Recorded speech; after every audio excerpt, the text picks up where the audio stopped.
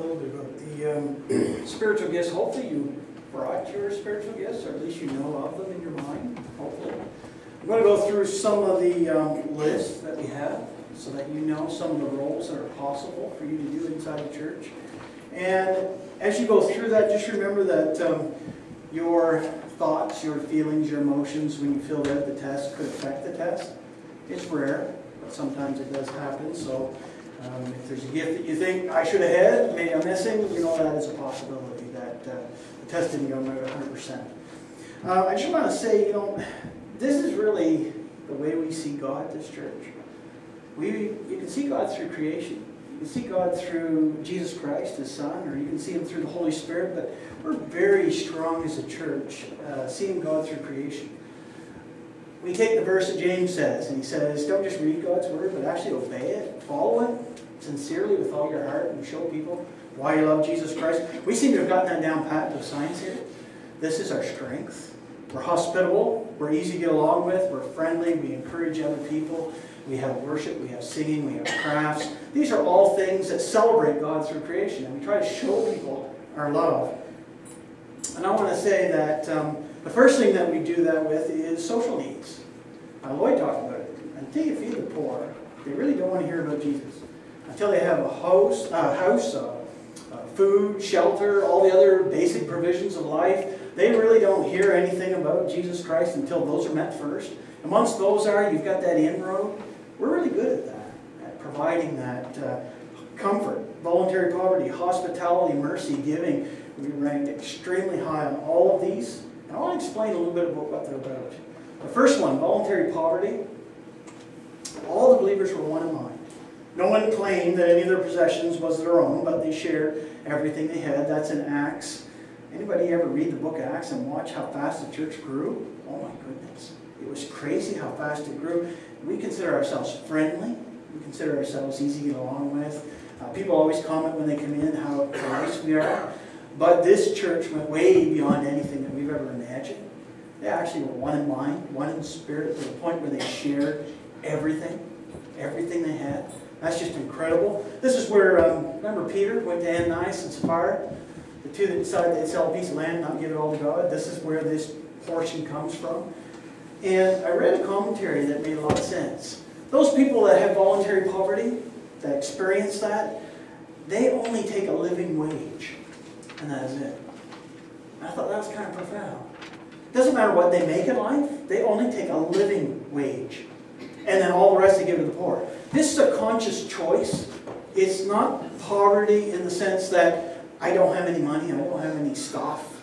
I'm one of the poorest of all the people out there. That's not voluntary poverty. That's poverty. Voluntary poverty is I have an awful lot, but I choose not to get a nicer home. I choose not to get a nicer vehicle. I choose to live as meager as I can and to give all my stuff away to the poor. I choose to do that. That's voluntary poverty. And I think of Matthew when he says, don't worry about, your possessions. Don't worry about your food. Don't worry about your shelter. God will give you all those. Seek the kingdom first and everything else will be given unto you. That's the kind of attitude that people have that like voluntary poverty. There's very few of them out there, to be honest. A few people here, though, rank very high in this area. Missionary. There's an area that, if you have this gift, that it fits really well. Because you're willing to give sacrificially to people around you. The missionaries that go over there, they don't get a very big salary. They get a very meager salary. But they take that salary often and they help the people that you see in the photograph. They give sacrificially to people. Community outreach. If you're somebody who has voluntary poverty, that's something that you like doing, you have the desire to give to the community and to meet those social needs such as a soup kitchen. Another one that maybe nobody would ever go for, but a monastery, to be a monk. They practice voluntary poverty. They take a vow of poverty as soon as they get there, and everything they make they give to the poor. These are areas that you can serve in the church. They're huge, especially the community outreach, and we've been working on that. And that's an area that if you're somebody who's willing to give the things you have away to other people, that works out really good with the community outreach. That's the book of Acts. They gave everything they had to each other. Hospitality, we rank extremely high here. I think this was our number one in the church list. Offer hospitality to one another without grumbling. Each of you should use whatever gift you have received to serve others as faithful servants of God's grace in its various forms. And it's like, we are hospitable as a church. We make people feel really welcome.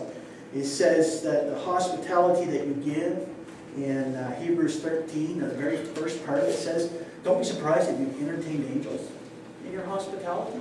Don't be surprised that strangers that have come in your midst were actually angels in disguise. And you showed hospitality to them. In Matthew 25:44, it also talks about how if you do it unto the least of the people of my kingdom, you've done it unto God himself. So don't be surprised that Jesus says, you know what, I was hungry, I was in prison, I was sick. You know, he lists off a whole bunch of different scenarios, but he didn't come see me, he didn't help me. You know, that's where this hospitality comes in, to see the needs and want to be able to do something about it. We rank high, very high here. And when we look at some of the roles, you'll see why. The first one is small groups. Anybody ever think about doing a small group? Leading it, hosting it. Forget about leading it, just hosting it. You know, it's very hard to find a house that people are willing to open their doors for and actually host a small group. But the hospitality, there's just certain people that are able to do that. Like they think about the people that are coming long before they get there, and they say, what are their needs? What will make them feel at home? What will make them feel comfortable? And they think through all of those, and they organize the small group accordingly. It's huge. What about the greeters? Terry over there, he greets people every single Sunday as they come in through the door, and we need greeters. It's absolutely crucial. People want to know that when they walk in the door, they want to see a friendly face. They want to know they came here and you're excited that they're here. And you're not just looking at them going, yeah, whatever. Like, people like to know they belong. I look at this for a bedroom setting. Like, there are people that like to take in other people and sublet them and let them come in and stay at their house for a period of time in order to get back on their feet. Or, and we're going to have this one here later on, an event such as we're going to welcome in the bishops. And, you know, somebody organized that. We've got some phenomenal organizers. And unfortunately, our number one organizer is not here, Jamie. Jamie ranked the highest by a long shot, and I'm not surprised. If it didn't come up on her list, I would have told her to do it again. Because I know that she's phenomenal at organizing events. And hospitality goes in really nice with that, to look at other people's wants and needs. Mercy is another one we ranked high on. He went to him and bandaged his wounds, pouring oil and wine. Then he put the man on his own donkey, brought him into the inn to take care of him. Anybody know what story's about? Good Samaritan. Good Samaritan. You know, we tend to be good Samaritans here. That Samaritan gave 2 days of his wages up in order to take care of this fellow. And he also said, in the rest of the time, he said, if there's any more money that's accrued, you just let me know. He said, I'll take care of it to the innkeeper. We tend to take care of people that we see around us, people that are hurting, people that need things. We tend to look out into the community. We give 10% of everything that comes into this church for that purpose, to take care of those people that need someone. James 2:15-17 says, suppose a brother or sister has no clothes and no daily food, and if one of you comes to them and says, go in peace, keep warm and be well fed, does that really do anything for the individual? And James says, no. And this is where the classic saying comes from. James goes on a little bit further in that passage, and he says, faith without deeds is dead and irrelevant. That's why he says it. We have to meet them at where they're at. People want to know that their physical needs are met first. Then you can deal with spiritual needs. Philippians 2:8 also talks about the appearance of a man. Jesus Christ, he humbled himself. He was in heaven, all the angels would glorify him, and he decided to come here to save us. That's mercy. To be able to see that other people need you. For those kind of people, there's tons of things that you can do inside the church. One of them would be missionary. Again, if you don't have mercy, you're not going to make much of a missionary. You've got to see the needs of other people. It's got to move you. It's got to make you compassionate. It's got to make you want to sacrificially give your life and all your savings to go work with them. And missionaries, they got to have mercy. Another one is prison ministry. Got to have a lot of mercy if you're going to go into prison ministry. To go in and deal with people who have made some really bad choices in life. You've got to be able to show compassion and mercy to people that they may not seem like they deserve it, but if we look at all our sins, guess what? They deserve it just as much as we do. We've made bad choices too as well. I think of counselor. Counseling, you've got to have mercy for the person that you're talking to. They can see through it if you don't. If you don't care, they see all over your face, and then the counseling doesn't go so good. What about dealing with people that are sick? People that are in the hospitals, again, that's mercy. That's a huge amount of mercy. We rank very high there. Giving is another one that we rank high. Then Mary took out a pint of pure nard, an expensive perfume. She poured it on Jesus' feet and wiped his feet with her hair. And the house was filled with fragrance of perfume. This is where Judas came on board and said, you know what, that's a whole year's worth of wages that she just spent on Jesus' feet, and he chastised Mary for doing so. But Jesus said, no, she's done something beautiful, preparing him for death. There are people in this life that like to give. If they see a need or genuine need, they'll give sacrificially out of their hearts. It's a little different than voluntary poverty, though. Poverty is a choice of life. If you decide that you're going to get a cheaper home, a cheaper car, you decide that you're going to live with just a bare minimum, give all your rest of your money away, that's voluntary poverty. Giving is when you see a special circumstance and you say, like our sound system, I want to give to that. I think that's a special need. I'm willing to give sacrificially to make that happen. That sound system was a lot of money. And there are people, and I have no idea who they are, but that's okay, that's great. But there are people that gave sacrificially to that sound system. They have the gift of giving. And they're very important to have them in the church that are willing to do that. In Matthew 6:20-21 says, don't store your treasures here on earth, put them in heaven. Because that way there you can keep them for a lifetime. There are people that, that verse means a lot to them. And when they see a need, they get on it really quickly. I can think of forgiving, the church building. Any church building project such as a sound system, or if you ever decide to break out the walls and make a new piece on the church, you need those kind of people that are willing to give at that level. If not, it makes it very hard to do that kind of project. Board of Finance, absolutely, you got to have people that are willing to give and understand what it takes to give and why you're giving on the Board of Finance. I think of financial advisors. There are advisors sometimes in churches that give advice, and again, you've got to understand how important it is to give. That's kind of the ones related to social needs. There are also ways that we can show God through creation, through the human mind, through knowledge, organization, and through wisdom. I'll deal with the first one, knowledge. And Paul says this. He says, now about food sacrificed to idols, we know that we all possess knowledge, but knowledge puffs up while love builds up. Those who think they know something don't know anything at all, basically. Knowledge is a hard one to get an understanding of, because everybody has knowledge. Every one of us has some kind of knowledge. The knowledge that is a spiritual gift, though, is not regular everyday things that we know about. It actually comes from God. It comes from the Spirit of God. In 1 Corinthians 2:11, it says, nobody knows the thoughts of God except for the Spirit of God. Nobody knows your thoughts, your motives, your reasons why you do things, except for the Spirit. There are certain people that are able to read God's holy word and the Spirit speaks to them, and they can understand what has been given down in God's holy word. They just have that ability, that gift. Ephesians 3:17-19, and I pray that you might be rooted and established in love. You might have power together with all God's holy people to grasp how wide and how long and how deep God's love really is, that surpasses way beyond knowledge. Knowledge has to have a love component in it, Paul's saying, or it really isn't worth anything. There are people that can learn about God's holy word and can do so through the power of the Spirit and do very well at it. For those people, here's some things that you can do inside the church. One is church growth. You've got to have people that got strong, solid knowledge, not only of scriptures, but also about the environment that we're in, the people that serve here. You've got to understand who they are in order to know how do you grow up there. How do you run programs that get more people to come inside the church? Knowledge is very important. A Bible study. Anybody ever consider doing a Bible study in their house? No big, well, one taker, no real big takers. But again, you need to know God's holy word in order to be able to do that Bible study, of course, because people come to see you and they expect you know what you're talking about. Another one's a seminar. I did a seminar on Friday night on suicide prevention. I mean, you've got to know your topic. You've got to understand, some of the literature and what it means from God's perspective. And the other one that you can do is writing. People who have good knowledge make great writers, especially when you're writing the truth about God. Next one's organization. The next day Moses took his seat and he served as judge of the people. He stood around him from morning till evening. You remember that passage? Jethro came up to Moses and asked him, what are you doing? There's no possible way you could keep up this pace. I mean, he had to hear it from his father-in-law. He said, "You're crazy. What are you doing? You're going to burn out."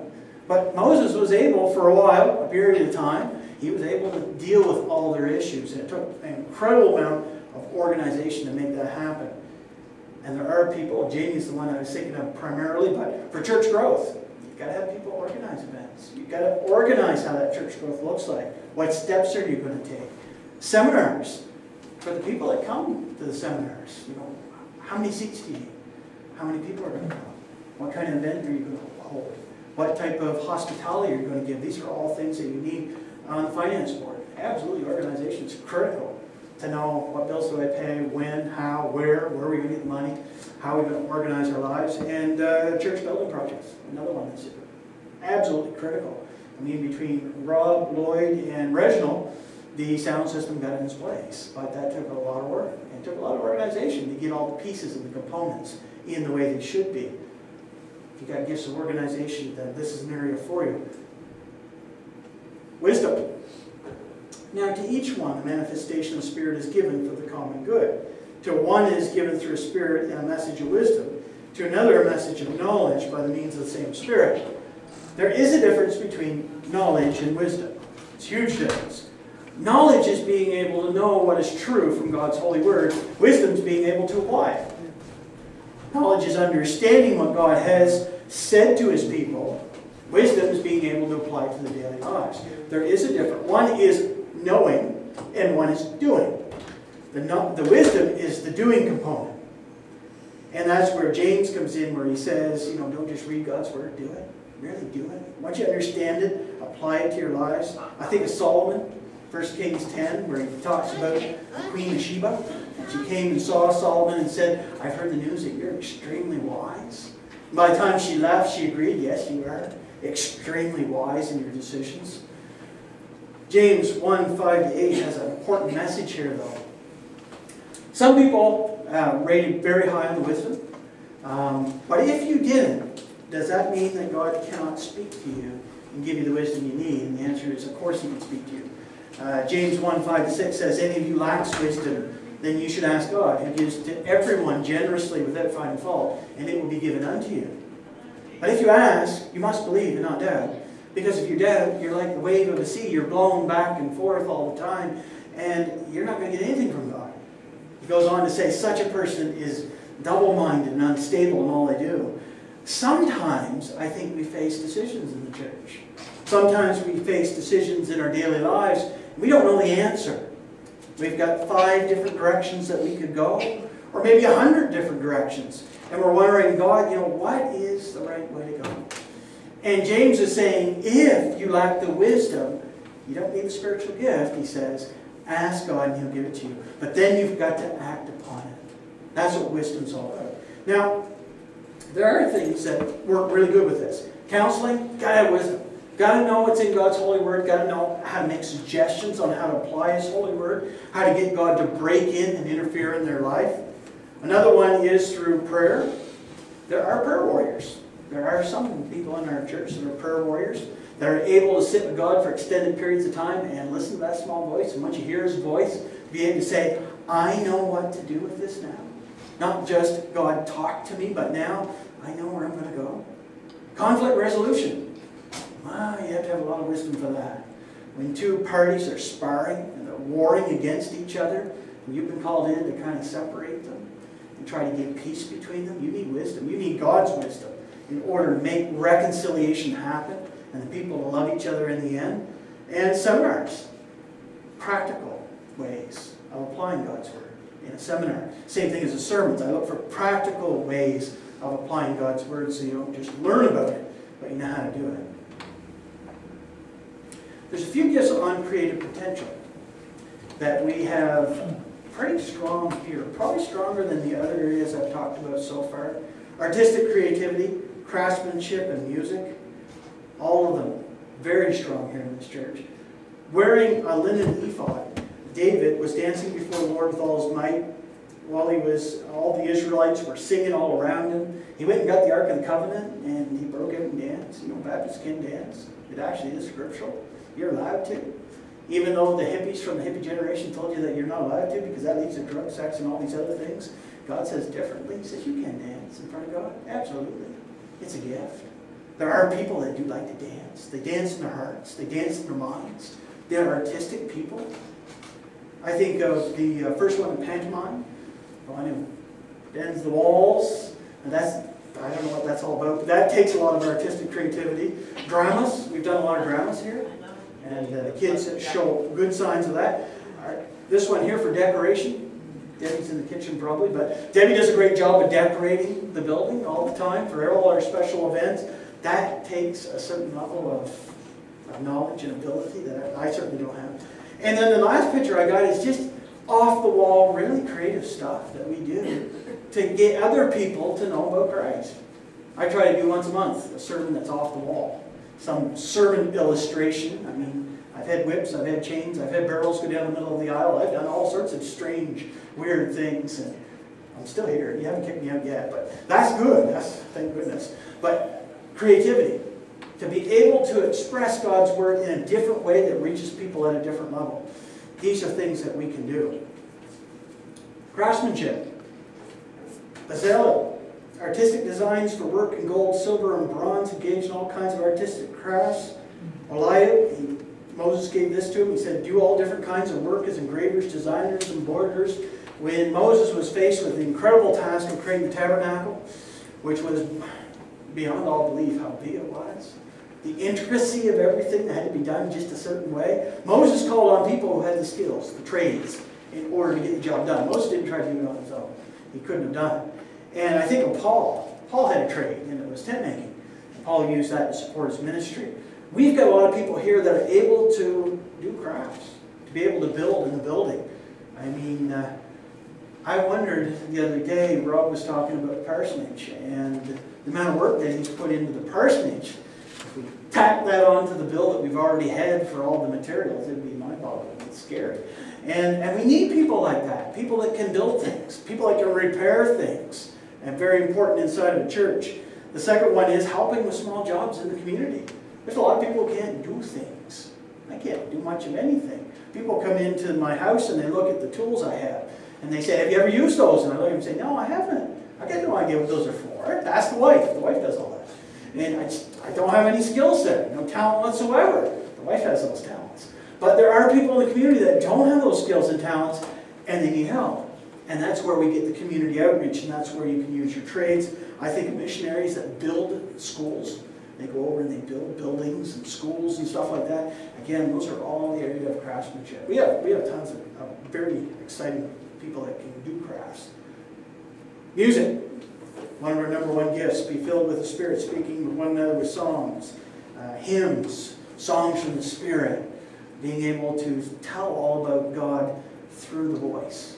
And we have a ton of musical talent. It's unbelievable how much we have. We've been blessed. I remember when I first got here, that piano probably had a couple inches of dust because we had no piano player. And we really had no possibility, we didn't think at the time, of getting a piano player because we didn't know anybody in the community who played piano, and if we did, they were somewhere else. And we had, I think Rob and Jamie were up front. And that's about all we had. We had no other musical talent, none to speak of. And now we've got at least 2 piano players and 2 more teenagers that are coming up that are learning how to play the piano. We've got guitar players, we've got singers, we've got just tons of talent. So much so that we got 2 groups now. We got one group for nighttime, one for daytime, because we can't fit them all in, which is beautiful. So we got the talent here. If you look up Psalms 150, you want to mark down music. Psalms 150 is perfect for that, because all it talks about is the cymbals and the trumpets and all the different instruments that you can play in front of God. And in Colossians 3:16 it says, teach and admonish one another with wisdom through psalms, through singing, through praise. I don't have this talent. This is my lowest one. I think next to being single, mine's pretty close. This one's almost my bottom one. Okay? There's a reason why I was up there for the bleeding ears. Very good reason. I do not do music very well. Some of the things that you can do when we have these people that can do worship leading, singers, players, people who play the pianos, instruments, People that can sing in the choirs for musical talent is almost unending. The different things that you can do to celebrate God's love. It's just incredible. And we have an amazing amount of that. What does it look like at Hillgrove? It looks like we are a people that love God deeply. We are a people that are reflective. We are a people that want to share our gifts with other people. We are people that want to demonstrate God's love through our singing, through our voice, through our knowledge, through our wisdom, through our hospitality, through our organization. We are a people that are very much so in love with God in James 1:22, saying, don't just read the word, actually obey it, really show it. We show people God's love. And we do that very strongly within the confines of the church. We do an amazing job. That's why people, I haven't had anybody who's ever come here and said, you know what, I'm not coming back. I don't like this church. This is terrible swallow. Every single person that's ever come says the same thing. This is awesome. This is amazing. You guys are friendly. You guys are really, really nice. You go beyond anything I could ever imagine. And Jen was talking about it. Where do our gifts lie? What does God want from this church? We've almost become a church of refuge to a certain extent. What more is He looking for from us? And how can we focus in on these gifts? And how can we be faithful? There's going to be 2 more sermons on this. We're going to look at, and about 10% of the people had gifts in relation to evangelism. So we're going to look at evangelism next. And then we're going to look at the power of the Holy Spirit and how the people who had those gifts, about 20%, how that is demonstrated in people's lives. So I think it's exciting. The stuff that is in here, this is all on the internet, by the way. If you didn't catch a bunch of stuff and you say, well, he went too fast, or I didn't have time to think about it, or I didn't write it all down, don't worry about it. It's on the internet. You can just go to www.hillgrovechurch.com. All the sermons are on there. All of them. And thanks to Dennis. Dennis has done a great job, by the way, Dennis, because Dennis is the one who, after the church service, makes them all happen. He even put up all the slides in the right place, and Lloyd had done it beforehand, too. I thank Lloyd, too, because he did the preparation of it all, and he's just so thankful to have people like that can do those things. And so if you ever miss a sermon, go on the internet. And you can find it there. It is there. The Bleeding Ears now is up to almost 90 hits. No idea why. It's just crazy. It's a talent we got, I guess. I don't know where it comes from, but anyway. But I just want to say, though, as we grow as a church, we're going to be asking tough questions probably in the new year, like where do we fit in the community? How do we reach the community? How do we grow? How do we do visions? How do we plan for expansion and growth? A lot of pieces have been put in place. There's a lot more that are coming for us now that we know our gifts. So it's very, very encouraging for our church. I just want to say that one day you get to do something special this morning, and which is kind of nice. We get to do this from time to time, it seems, and which is really good. And Donnie and Sharon Bishop have been here for a couple of years now. It's been a while. And we're so excited and thankful that they're willing to come to our church and want to change your membership to this church, which is really nice to see. I must say that the 2 of you, encouragement. You guys fit so good because you're just full of encouragement, hospitality, and love. I see it in you. I see the way that you relate to everybody else around us. And we're blessed to have you here. Absolutely. There's no doubt. You make us better. So I'm going to invite you to come up, and Terry and Rob.